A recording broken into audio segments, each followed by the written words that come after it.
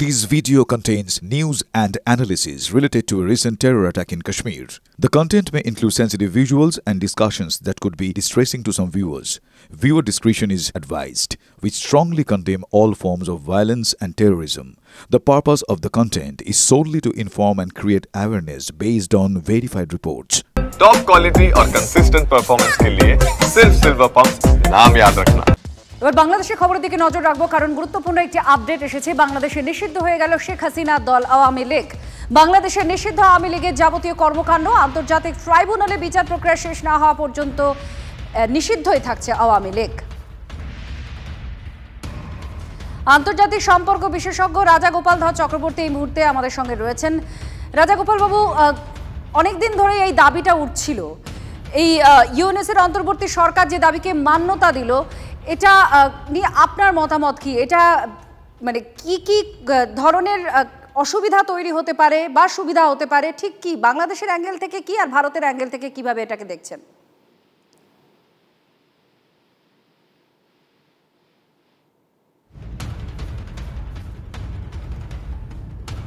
আমরা জানার চেষ্টা করছি, কারণ আওয়ামী লীগের নেত্রী শেখ হাসিনা, সেই শেখ হাসিনার দলকে এবার তার দেশ নিষিদ্ধ করে দিল। অনেকদিন ধরেই এই দাবি উঠছিল যে আওয়ামী লীগকে নিষিদ্ধ করে দেওয়া হোক। কিছুদিন ধরেই আন্দোলন খুব জোরালো হয়েছিল এই দাবিতে। তারপর ইউএনএস সরকার ঘোষণা করলো যে আওয়ামী লীগ নিষিদ্ধ। কতদিন পর্যন্ত নিষিদ্ধ? না, আন্তর্জাতিক ট্রাইব্যুনালে বিচার প্রক্রিয়া শেষ না হওয়া পর্যন্ত নিষিদ্ধ আওয়ামী লীগ। আওয়ামী লীগের যাবতীয় কর্মকাণ্ড নিষিদ্ধ ঘোষণা ইউএনএস সরকারের। অবৈধ ইউএনএস সরকারের সিদ্ধান্ত মানছে না বাংলাদেশ, একথা আওয়ামী লীগ দাবি করছে। রাজাগোপাল ধর চক্রবর্তী তিনি আমাদের সঙ্গে রয়েছেন। রাজাগোপাল বাবু, একটু জানতে চাইবো, ভারত এবং বাংলাদেশ উভয়ের দৃষ্টিকোণ থেকে এই সিদ্ধান্তকে আপনি কিভাবে দেখছেন? আওয়ামী লীগের যে ব্যান্ড হলো সেটা বলছেন? হ্যাঁ, দেখুন, এটা তো মানে বোঝা যাচ্ছিল যে এখন যারা সেখানে শাসনে আছে, উপদেষ্টা সরকার, তারা মনে করছিল যে আওয়ামী লীগ একটা তাদের প্রশাসনের প্রতি একটা বড় বাধা আনতে পারে। আওয়ামী লীগের একটা শক্তি আছে, যে কোনো দিন তারা রাইজ হতে, এই মুহূর্তে তারা ঘুমন্ত অবস্থায় থাকলেও সে আওয়ামী লীগ যে কোনো দিন জেগে উঠতে পারে। তার যে মাস ভিত্তি আছে সেটা অন্য দলের নেই। তাই আওয়ামী লীগকে যদি ব্যান করে দেওয়া হয় এবং তারপর যদি নির্বাচন ঘোষণা করা হয়, তাহলে তো যারা সরকারকে উপদেষ্টাদের সমর্থন করছেন তারাই জিতে আসবেন, এইটাই হচ্ছে তাদের বক্তব্য।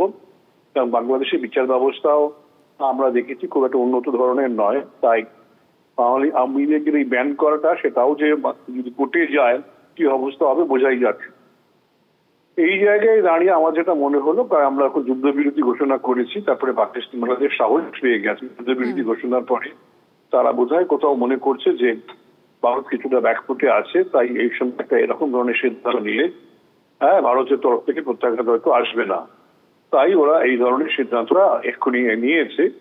তো ওরা হয়তো ভারতকে দুর্বল ভাবছে। পাকিস্তানের যে সমস্ত অপপ্রচার গুলো চলছে তাতে সেখানে তারা পাকিস্তান দেখাচ্ছে ভারত একটি দুর্বল দেশ, তাদের অনেকগুলো বিমান ভেঙে দিয়েছে। এসবই আমাদের দৃষ্টিতে মনে হচ্ছে সেগুলো মিথ্যা বা গুজব, কিন্তু অনেকে সেই গুজবেই কান দেয়। বাংলাদেশ নিশ্চয়ই সেই গুজবে কান দিয়েছে এবং তারা মনে করছে আওয়ামী লীগকে একটা রাইট ব্যান করার রাইট সময়। ধন্যবাদ। রাজাগোপাল ধর চক্রবর্তী আন্তর্জাতিক সম্পর্ক বিশেষজ্ঞ, তার ব্যাখ্যা শুনলেন।